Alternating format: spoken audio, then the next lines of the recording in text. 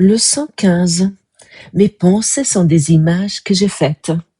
Bonjour et bienvenue mes camarades de classe à cette nouvelle leçon. C'est parce que les pensées que tu penses penser t'apparaissent comme des images que tu ne les reconnais pas comme n'étant rien. Tu penses que tu les penses. Ainsi penses-tu que tu les vois. C'est ainsi que ta vue a été faite. C'est la fonction que tu as donnée aux yeux de ton corps. Écoutez bien, cela n'est pas voir. C'est faire des images. Cela prend la place de la vue en remplaçant la vision par des illusions. Mes pensées sont des images que j'ai faites. Et voilà, ce n'est pas qu'une phrase poétique, ce n'est pas une métaphore spirituelle, c'est une description très précise de notre fonctionnement mental. Et si nous la prenons au sérieux, non pas qu'intellectuellement, mais honnêtement, elle change complètement notre manière de voir le monde et nous-mêmes. Parce que nous faisons quoi? Nous vivons dans des albums de photos. Oui, oui, je sais, maintenant ça n'existe plus tellement. Nous avons tout cela dans nos smartphones, des milliers de photos, une plus belle que les autres, parce que plus que tu as un smartphone dernière génération, plus que tu peux faire des magnifiques photos. Mais c'est quoi ça? Nous passons notre vie à feuilleter, j'aime appeler ça des albums de photos intérieures. Et nous avons des différents albums, bien rangés, bien étiquetés. C'est marqué sur un drame, sur l'autre c'est l'album danger, ou l'album belle chose, album famille, album enfer, l'enfer, l'album le monde insignifiant, album le travail, et ainsi de suite. Et chaque instant, sans même nous en rendre compte, nous ouvrons l'un de ces albums et nous regardons une image. Nous ne regardons pas la réalité, nous regardons une image du passé, conservée, figée, oui, sélectionnée. Et qu'est-ce qu'une image? Une image qui n'est cette image qui n'est qu'un fragment, c'est comme un micro-passé, c'est un morceau que nous prenons selon notre guise, selon nos envies, selon la nécessité que nous croyons que ça doit apparaître, parce que mes pensées sont des images que j'ai faites. Et une image n'est jamais une expérience. Par exemple, oui, prends un exemple très simple. Tu es dans la nature. Ah, le paysage est vivant, il est vibrant, il est vaste, il est magnifique. Il y a une énergie, une présence, quelque chose d'impossible à saisir. Tu connais ça certainement aussi. Et qu'est-ce que tu fais? Tu saisis ton smartphone ou ton appareil de photo et tu fais une photo. Et déjà, quelque chose est perdu. Parce que la photo ne peut pas capter la totalité. Elle ne peut pas capter la vie. Elle ne peut pas capter la présence. Elle fige, elle réduit, elle isole. Bien sûr, tu peux regarder plus tard cette photo, cette image que tu as fait, mais ça sera jamais pareil. Tu peux essayer de le reproduire avec ton mental. Et tu peux regarder, oui, plus tard, cette photo avec nostalgie, pendant que la vie réelle, significative, créée par Dieu, est juste là. Là. Mais nous faisons quoi? Nous la voyons pas, parce que nous sommes en train de regarder quelque chose qui n'est pas là avec nostalgie. Et là, j'aimerais te poser une autre question. si je fais une photo de toi, ou j'ai une photo de toi, est-ce que, et c'est pareil, par exemple, sur ma chaîne YouTube, vous avez une photo de moi? Oui. D'ailleurs, sinon je devrais enlever ça ou sur mon site web, parce que, euh, oui, je dis que lorsque on m'a créé ce site web ou lorsque on m'a aidé à créer cette chaîne YouTube, on m'a dit, ah, il faut que tu mettes une photo, c'est important. J'étais même déjà là en train de dire, c'est vraiment nécessaire. Euh, non, non, il faut que les personnes aient une image de toi, mais j'étais pas assez vigilante et c'est maintenant que ça me vient. Euh, mais est-ce que cette image, si je fais une photo de toi, j'ai une photo de toi, est-ce que cette image dit quoi que ce soit, ce que tu es vraiment, ou ce que cette image que tu vois de moi, est-ce que ça dit vraiment quelque chose sur moi, ce que je suis véritablement? Est-ce que ça dit quelque chose sur mon cœur, sur ton cœur, sur notre âme? Est-ce que ça dit quelque chose sur mon vrai être, sur sur notre véritable potentiel? Si je fais une photo de toi, est-ce que ça dit quelque chose sur véritablement? Est-ce que ça dit quelque chose, ce que tel que Dieu m'a créé, tel qu'il nous a créé, comme une vérité éternelle? Est-ce que ça dit vraiment quelque chose sur notre véritable soi, cette photo? Bien sûr que non. Et maintenant, tu vas me dire, mais il faut plus que jamais que je fasse des photos. Il y a des gens qui adorent faire les photos. Moi aussi, je dois vous avouer, je sais pas combien de photos j'ai de mon téléphone portable. Euh, et c'est en parlant vraiment aujourd'hui, à nouveau de cette leçon 15, je prends de plus en plus conscience ce que je suis en train de faire, mais nous pouvons continuer à faire des photos. Non, et puis nous ne voulons pas maintenant perdre le plaisir de ces images, sinon ça fait momentanément même plus tard plaisir de regarder. Mais souvenons-nous, ce n'est pas la vérité. C'est pas ce que nous sommes. C'est pas cette image ne représente jamais la vérité. Euh, et en fait, ce que j'essaie de vous dire avec cette histoire, si je fais une photo de toi ou tu vois une photo de moi,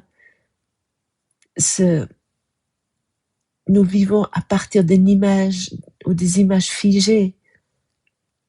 Et, et si cette question que je te pose initialement, est-ce que cette image que j'ai de toi, lorsque je te dis, envoie-moi une photo de toi, je ne sais pas, nous rentrons en contact, je ne te connais pas, à part par un échange mail, et puis tu dis, envoie-moi une photo de toi, je vais me faire une image.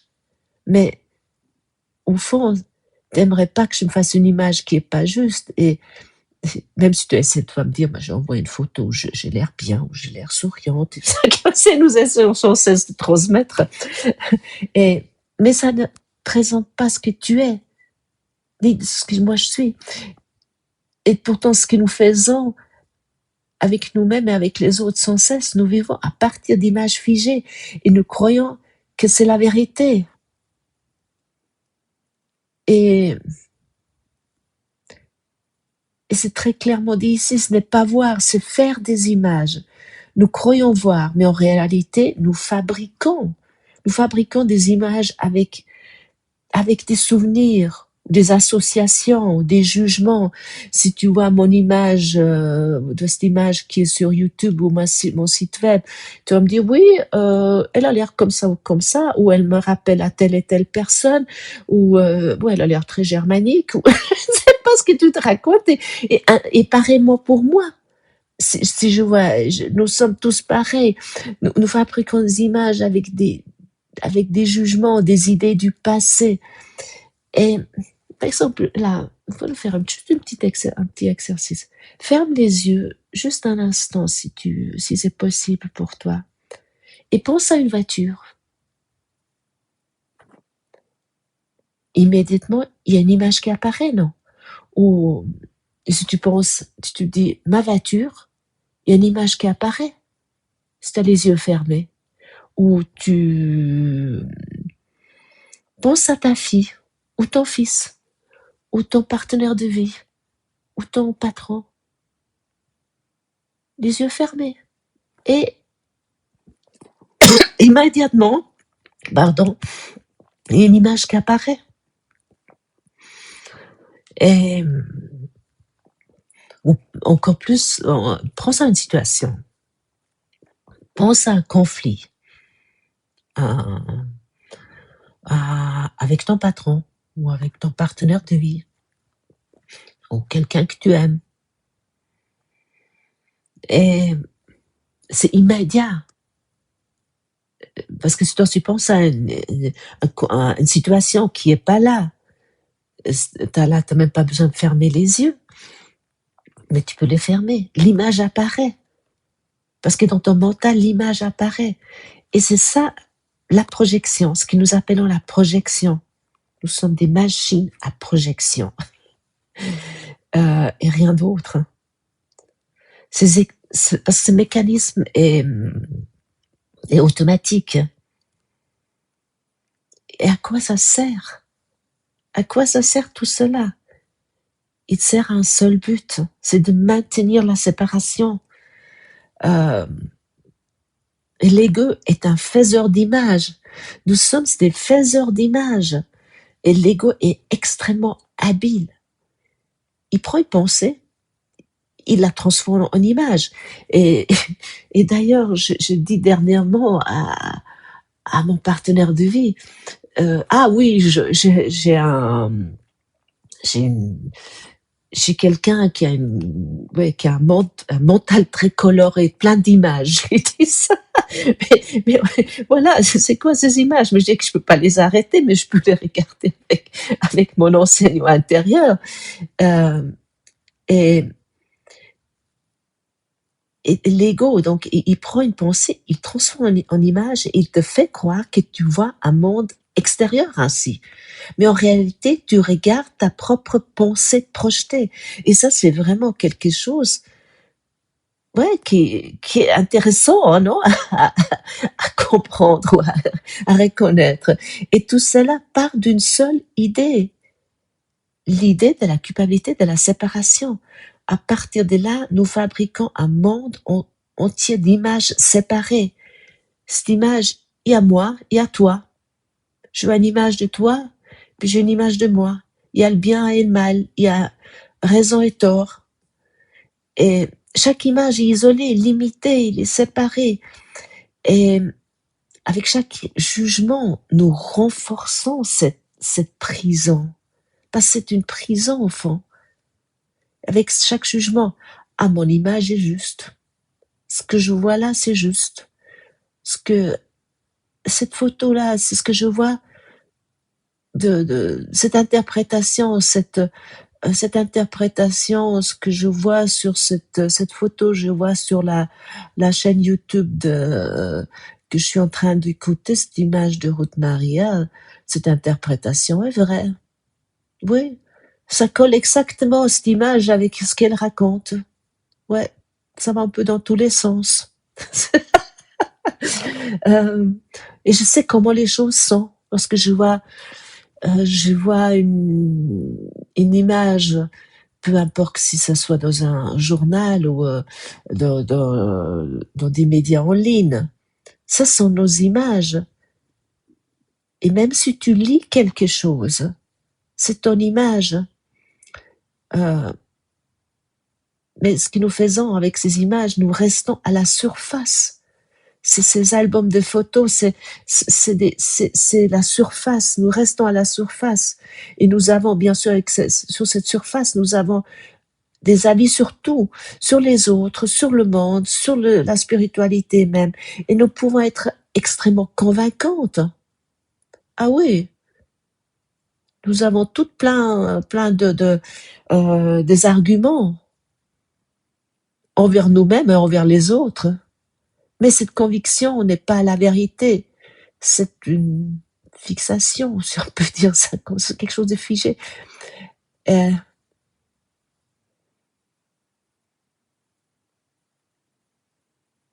Et il y a une question essentielle qui m'arrive là.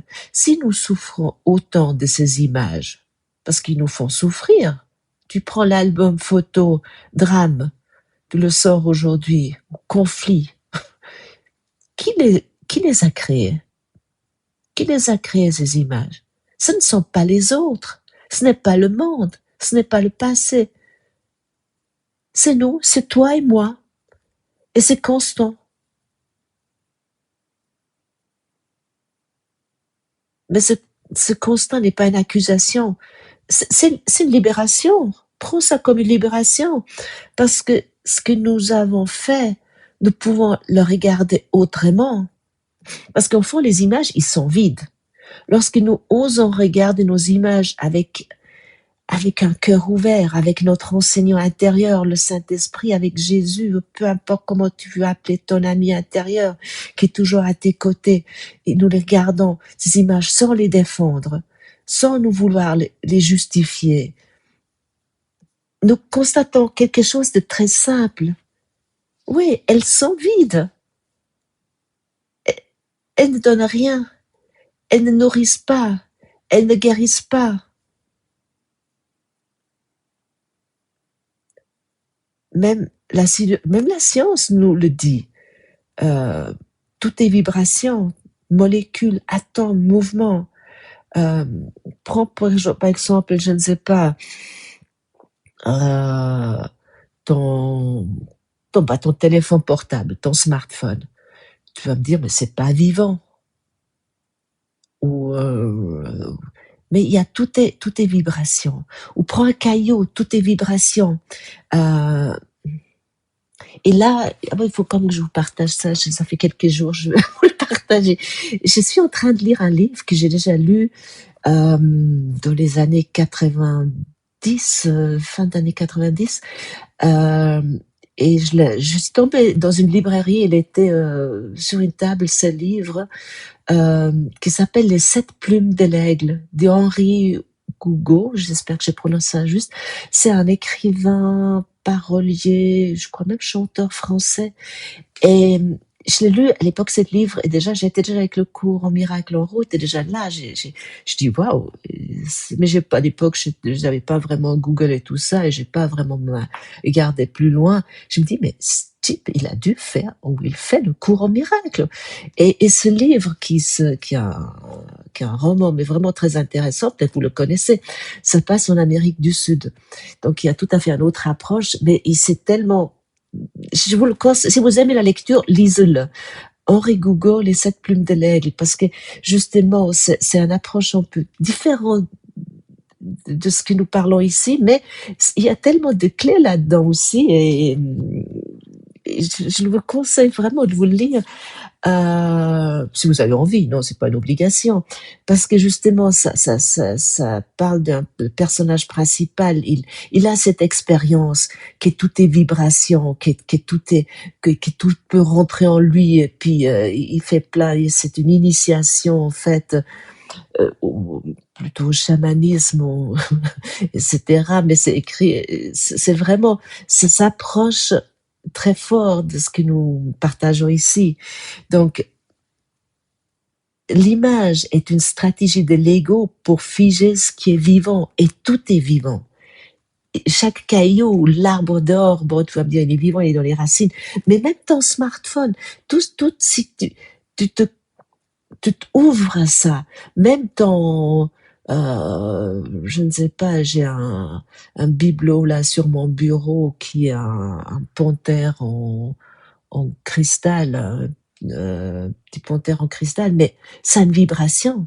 Si je veux me connecter avec ça, autrement je peux dire c'est un objet froid en cristal et c'est tout. Euh, mais expérimentons ça, et nous gardons souvent les gens à distance, y compris notre famille, à travers nos images. Mais cela ne s'arrête pas là. Nous faisons la même chose avec justement les objets, ce que je viens de partager avec vous. C'est une tasse, ou c'est une table, hein, ou un lieu. Nous touchons le monde à travers une reproduction figée, et tu sens que comme ça reste froid, superficiel, sans profondeur. Mais aujourd'hui, peut-être si tu bois ton café ou ton thé, prends peut-être ta tasse autrement. Parce que c'est qu'une image que tu as fait. Parce qu'il y a tellement plus derrière chaque image. Derrière ce que nous voyons avec des images, il y a une profondeur immense, une présence, une intimité, une vie partagée. Mais pour cela, il faut interrompre que nous sommes il faut être conscient que nous sommes des faiseurs d'images. Et admettre cela est déjà un immense pas, non? Couper cet automatisme. Nous pouvons pratiquer cela partout, dans une conversation, dans un conflit, dans une promenade, dans un souvenir qui surgit. Regarder avec le cœur au lieu de regarder avec le passé. Et cela ne demande aucun effort. Et c'est important. Parce que l'effort est contre-productif. L'effort vient de l'ego. Les attentes aussi, nous avons toujours tellement d'attentes. Ah, nous sommes à la leçon 15 et puis je vois toujours pas de changement. Mais il n'est pas utile de penser que nous devrons être ailleurs, ou plus avancés, ou plus calmes, ou plus spirituels. De plus, nous n'avons aucun moyen d'évaluer nos progrès. C'est ça, l'ego le fait. Et pourquoi? Pour toujours renforcer la culpabilité. Ah, t'as toujours pas compris? Ah, t'es toujours là, tu refais cette leçon, ça fait 5 ans. Oh, puis ça fait depuis 92 que tu connais ce cours. Mais tu crois que ça sert à quelque chose? Tu crois que j'entends pas ça parfois? Je me dis pas ça parfois? Ah, tu es handicapé mental. Tu es spirituellement mental. Mais nous sommes exactement là où nous devons être.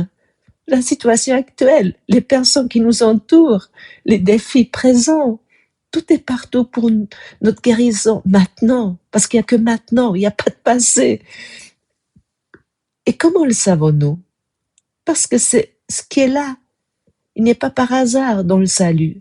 Tout est parfaitement orchestré dans cette salle des classes, qui est notre vie. Et notre tâche est très simple. Faire les leçons au mieux possible, sans vérifier si elles marchent. Parce que c'est ça aussi. Est-ce que ça marche enfin? Sans nous demander si nous les faisons correctement. Chaque jour, nous sommes invités à nouveau. Et le temps est bienveillant. Le temps n'est pas notre ennemi. Il est un outil pédagogique doux. Il nous donne exactement l'espace nécessaire pour corriger nos anciennes pensées. Et tant que nous utilisons à cette fin, il remplit parfaitement son rôle. Et quand l'apprentissage est terminé, le temps devient inutile, mais parce que nous sommes revenus à la conscience intemporelle d'où nous venons. Et reconnaître que nous faisons des images n'est pas un problème, c'est la porte vers une vision plus profonde, vers une rencontre réelle, vers une vie significative. Et n'oublions pas de rire aujourd'hui. Ça que j'arrive de plus en plus à pratiquer lorsqu'il y a des choses qui paraissent de me dire, de toute façon, il y a des choses que je trouve tellement fou, tellement scurriles, tellement, je me dis, mais waouh, je me dis, mais quelle image absolument folle je me projette là de nouveau. Et je peux en rire. Nous avons tellement oublié de rire. Donc, faisons au mieux que nous pouvons, mais oublions pas de rire. Ce que je vois est une image que je fais et je suis prête à voir autrement. Et faisons cela avec joie et bonheur. Et merci de m'avoir partagé ce moment avec moi et à demain.